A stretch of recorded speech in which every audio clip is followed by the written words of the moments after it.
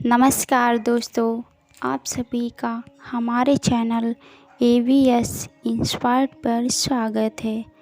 दोस्तों, जापान की एक बहुत ही प्रसिद्ध बौद्ध संत हुआ करते थे।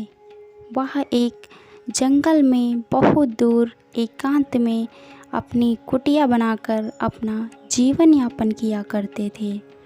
वे बहुत ही प्रसिद्ध संत थे। उनकी प्रसिद्धि पूरे जापान में फैली हुई थी। एक बार जापान के सम्राट उन बौद्ध संत के पास जाकर कहते हैं कि हे संत महाराज, मैं बहुत ही अशांत महसूस करता हूँ।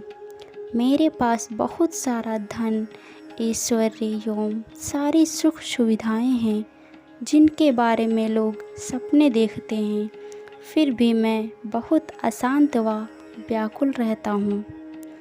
तब उस संत महात्मा ने जापान के सम्राट को एक प्रयोग करने के लिए कहा।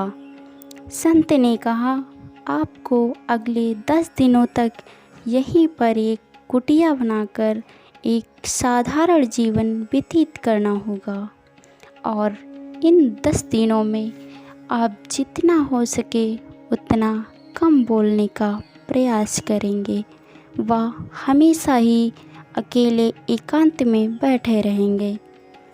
सम्राट ने संत की बात मान ली। पहले दिन सम्राट पहले की तुलना में और अधिक अशांत हो गया।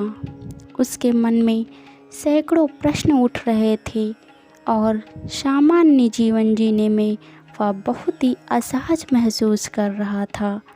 उसने पूरे दिन एक भी शब्द नहीं निकाला और चुपचाप एकांत में बैठा रहा।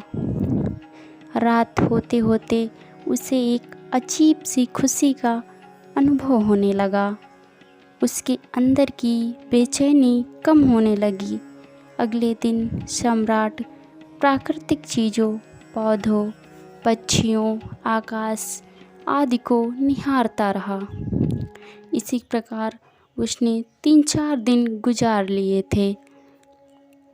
5वें दिन सुबह जब सम्राट एकांत में जाकर बैठा तो कुछ समय बाद अपने आप ही उसकी आंखें बंद हो गई और वह ध्यान में चला गया। वह पूरे दिन गहरे ध्यान में बैठा रहा। सम्राट अंदर से अनंत शांति व आनंद से भर गया था। बाकी के बचे हुए दिन भी ध्यान में गुजरने के बाद सम्राट उस बौद्ध संत के सामने प्रस्तुत हुआ। सम्राट संत को प्रणाम करने के बाद कहने लगा कि मुझे जवाब मिल गया है कि मेरा मन इतना अशांत क्यों है। तब संत ने सम्राट को जवाब बताने के लिए कहा। इस पर सम्राट ने बोला, मैं ज़रूरत से अधिक शब्दों का प्रयोग करता था।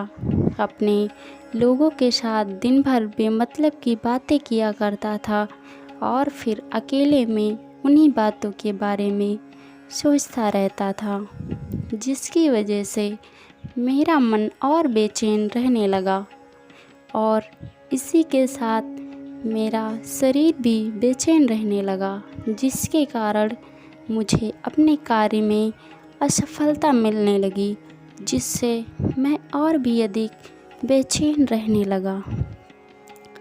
लेकिन इन 10 दिनों में मैंने महसूस किया कि मैं अपने जीवन को गलत तरीके से जी रहा था।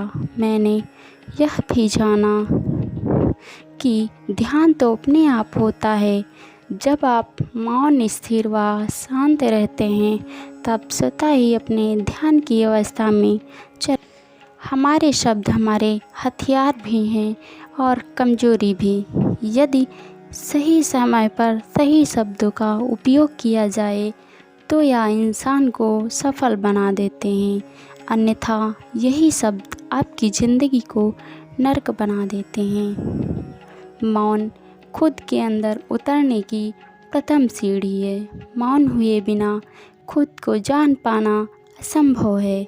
ज़्यादा बोलना दिमाग को अव्यवस्थित कर देता है, जिससे हमारे मन पर हमारा नियंत्रण समाप्त हो जाता है। जो लोग ज़्यादा बोलते हैं वे कभी भी केंद्रित नहीं हो सकते। मौन से धैर्य आता है और धैर्य से ध्यान से हम अपने जीवन के प्रति जागरूक होते हैं। इस प्रकार मौन के अनेक चमत्कारिक फ़ायदे होते हैं।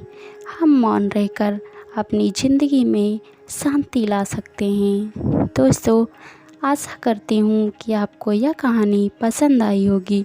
अगर आपको यह कहानी पसंद आई तो लाइक और हमारे चैनल को सब्सक्राइब करें। धन्यवाद।